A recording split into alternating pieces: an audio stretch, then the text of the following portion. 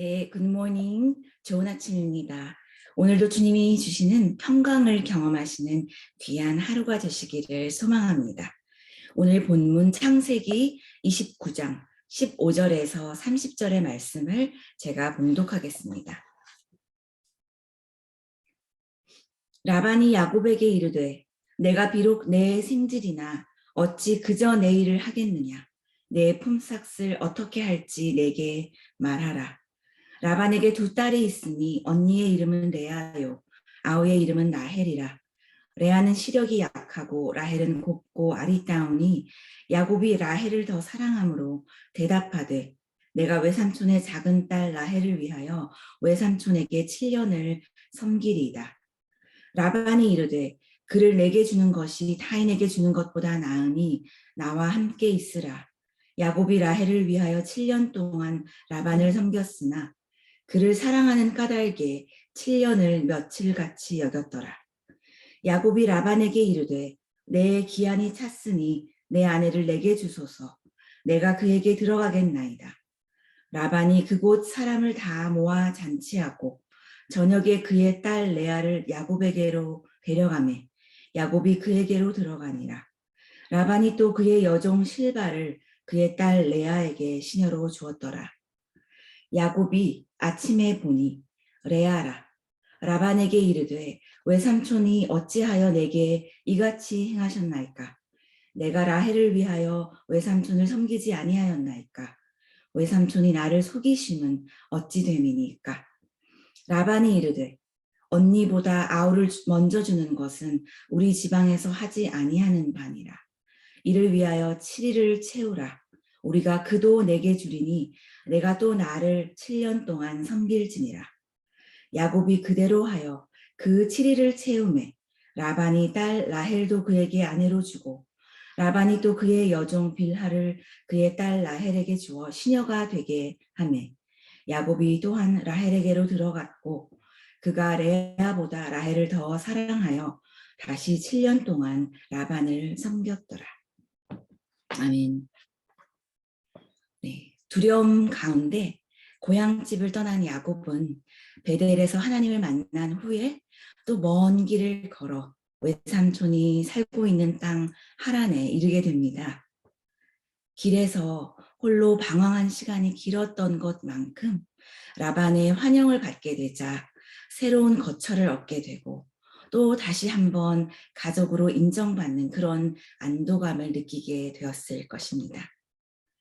야곱이 라반의 집에 한 달쯤 머물게 되었을 때에 외삼촌 라반은 비록 생질일지라도 그의 일을 돕는 야곱에게 품삯을 어떻게 할지 정하자 하고 제안을 하게 됩니다.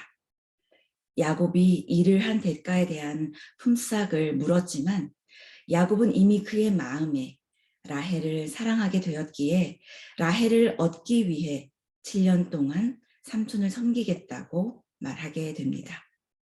라반에게는 두 딸이 있었는데 야곱의 눈에는 작은 딸 라헬이 마음에 들어온 것입니다.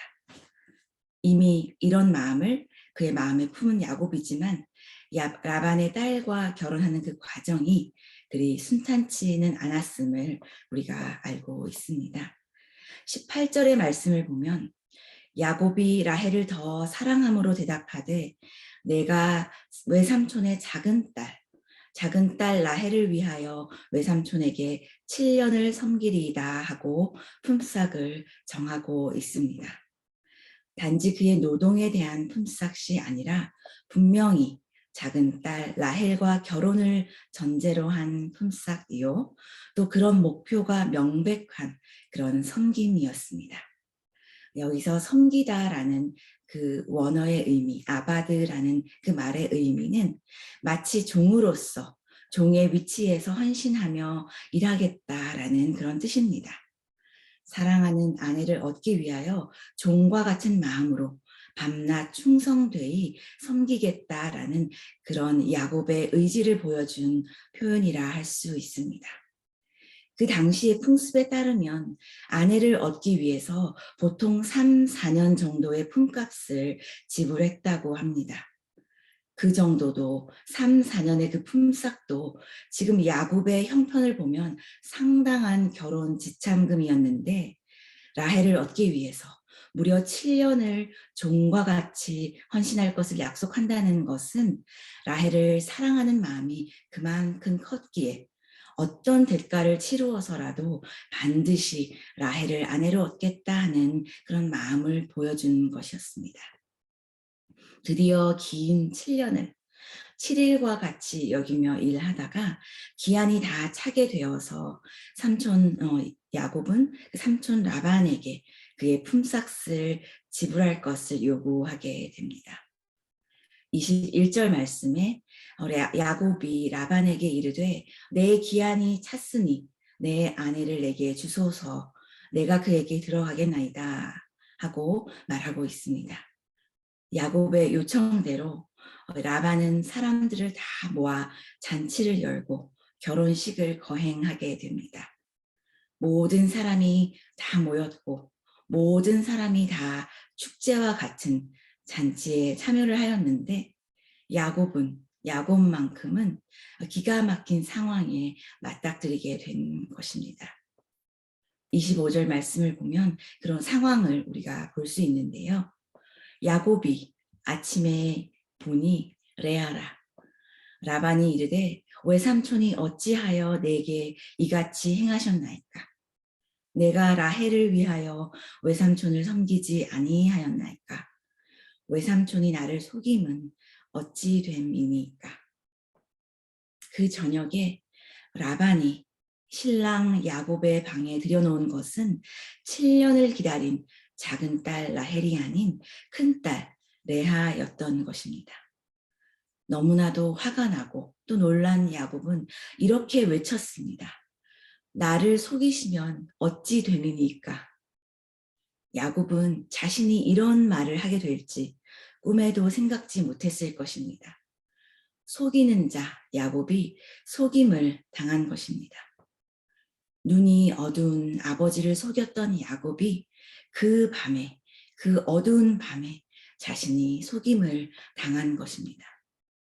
너무 화가 나서 내가 외삼촌을 지난 7년 동안 종과 같이 섬겼는데 어찌 이런 황당한 일을 벌일 수 있습니까? 하는 물음에 삼촌 라반은 아주 당당한 반응을 보입니다. 26절 말씀에 아우를 먼저 주는 것은 우리 지방에서 하지 아니하는 바이라.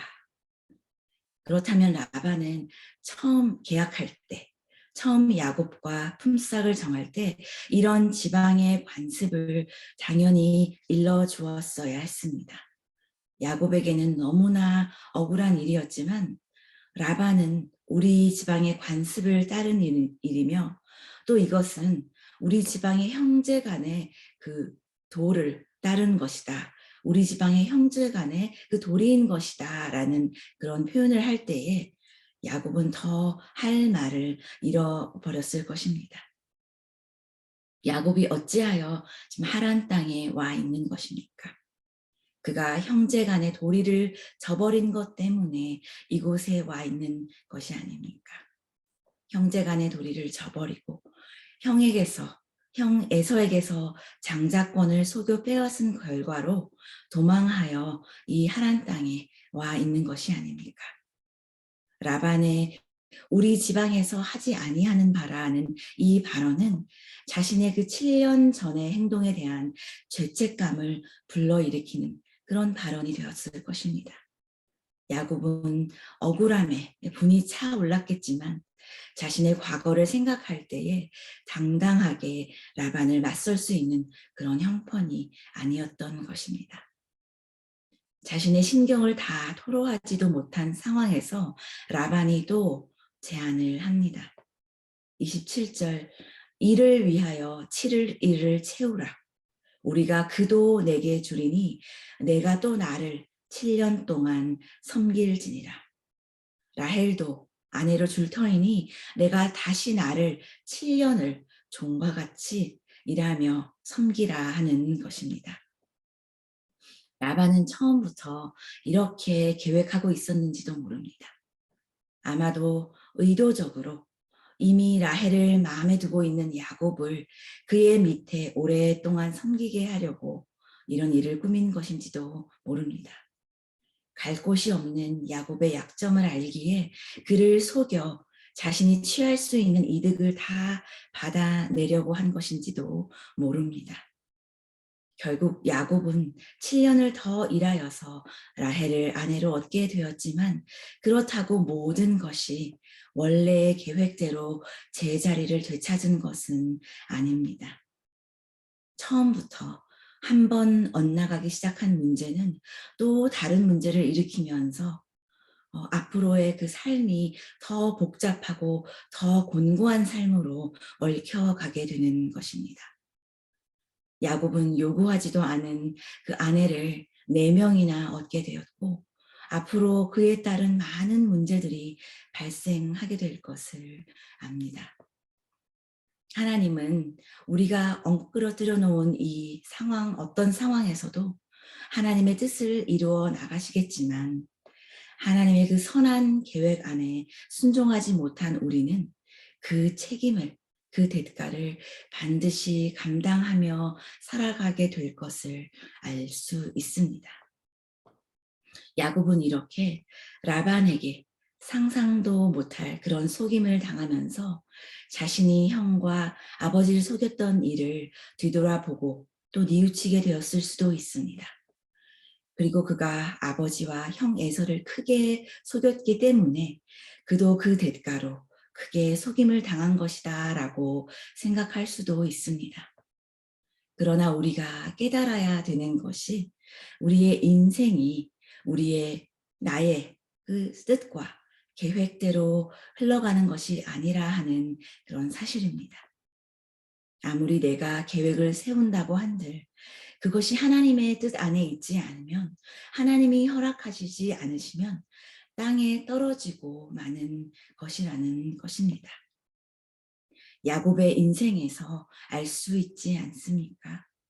형 에서에게 주어질 모든 축복을 가로챈 후에 축복이 넘치는 자의 삶을 기대했겠지만 그의 삶은 전혀 복받은 것 같은 자의 삶이 아니었습니다. 그의 인생은 오히려 더 꼬여만 가고 아버지를 속여가며 장자의 축복을 가로채며 기대했던 고상한 인생과는 거리가 먼 삶을 살았던 것입니다. 인생이 우리의 생각과 뜻과 계획대로 흘러가지 않는다는 것입니다. 하나님이 베델에서 야곱을 만나주시며 내가 내게 허락한 것을 다 이루기까지 너를 떠나지 아니하리라 하신 그 축복의 의미는 우리가 그런 복을 받을 만한 자격이 있다는 것이 아니라 또 우리가 어떤 죄를 지어도 하나님은 그 약속을 반드시 지켜주신다라는 의미가 아니라 하나님의 그 우리를 향하신 긍휼하심 때문에 하나님의 뜻과 계획 안에서 우리가 하나님과 함께 그 뜻을 이루어가는 그 복된 존재로 세워주시겠다라는 것입니다. 하나님의 그 긍휼하심으로 그 긍휼하심 때문에 우리를 끝까지 사랑하시고 우리를 끝까지 버리시지 않으시겠다라는 것입니다. 우리의 인생을 주관하시는 분은 하나님이십니다. 인생은 하나님의 그 계획 안에서 살아갈 때에 가장 순탄하고 아름다운 것입니다. 우리의 모습은 완전하지 않지만 그런 우리들과 함께 동행하시기를 원하시고 또 그분이 계획하시는 일들을 함께 이루어가기를 원하시는 그런 하나님이신 것입니다. 그러니 하나님께서 때때로 우리의 기도를 우리의 뜻대로 응답하지 않으시고 또 우리가 원하는 시간에 속히 응답하시지 않는다고 해서 하나님께서 내 기도를 들으시지 않았다라고 말할 것이 아니라 오히려 하나님의 뜻과 계획이 드러나기까지 그 시간을 인내해야 할 것이라는 것입니다. 그 약속의 시간, 약속의 때가 찰 때까지 그 시간을 기다려야 한다는 뜻일 것입니다. 인내는 하나님의 그 완전하신 뜻을 보게 하기 때문에 그렇습니다. 하나님의 뜻을 이해할 수 없는 그러한 기도의 제목 가운데서도 반드시 우리를 일으켜 세워주실 하나님을 신뢰하기를 원합니다. 내가 너와 함께 있어 내가 어디로 가든지 너를 지키며 너를 이끌어 이 땅으로 돌아오게 할지라. 내가 내게 허락한 것을 다 이루기까지 너를 떠나지 아니하리라 하는 이 말씀은 하나님께서 인생의 가장 외롭고 가장 비참한 시간을 통과하던 야곱에게 주신 그 베델의 약속입니다. 우리도 이 하나님의 이 베델의 약속을 믿으며 우리의 인생 여정을 오늘도 용기 내어 살아가는 우리 모두가 되시기를 소망합니다. 기도하시겠습니다. 좋으신 하나님 아버지, 오늘 우리에게 선한 길을 열어주시기를 원하시는 하나님 아버지, 아버지의 긍휼하심에 감사를 드립니다. 우리는 하나님의 사랑을 받기에 부족한 자들이지만 오늘까지 우리의 삶을 붙들어 주시고 인도하여 주신 하나님이 계시기에 너무나도 큰 감사를 드립니다. 야곱의 인생을 돌아볼 때 그 인생은 큰 고통이었지만 우리도 우리의 삶을 돌아보면서 우리의 삶이 하나님의 뜻 안에서 하나님의 계획 안에서 한 걸음씩 선한 걸음을 걷는 그런 인생들 되게 하여 주시옵소서.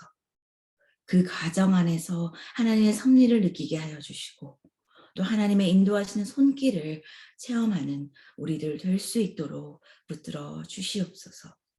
감사드리며 예수님의 이름으로 기도합니다. 아멘. 기도의 제목을 나누겠습니다. 먼저 하나님 앞에 우리의 인생이 우리의 삶이 진실된 삶이 될 수 있기를 간구하는 그런 기도를 드리기를 원합니다. 두 번째로 우리 믿음의 공동체가 드리는 많은 예배가 있습니다. 우리의 이 모든 예배를 통하여서 영유아 유치부 유년부 또 유스와 청년부와 EM과 모든 장년 예배를 통하여서 하나님을 경배하고 하나님의 그 은혜를 공급받는 우리 교회가 될 수 있도록 기도하여 주시기를 원하고 또 하반기에 그 모든 사역들 계획하는 모든 사역들 가운데 하나님이 함께하여 주시는 하나님이 인도하여 주시는 그런 사역들이 될 수 있기 위하여 기도해 주시기를 원합니다. 많은 환우들의 그 기도의 제목과 또 그 밖에도 많은 기도의 제목을 가지고 기도하는 그 성도님들의 기도를 들어주시고 또 응답하여 주시며 위로하여 주시기를 위하여 기도해 주시고 마음의 치유와 또 몸의 치유를 그 응답받는 시간이 될 수 있도록 기도해 주시기를 원합니다. 다 함께 기도하시면서 일상으로 나아가시겠습니다.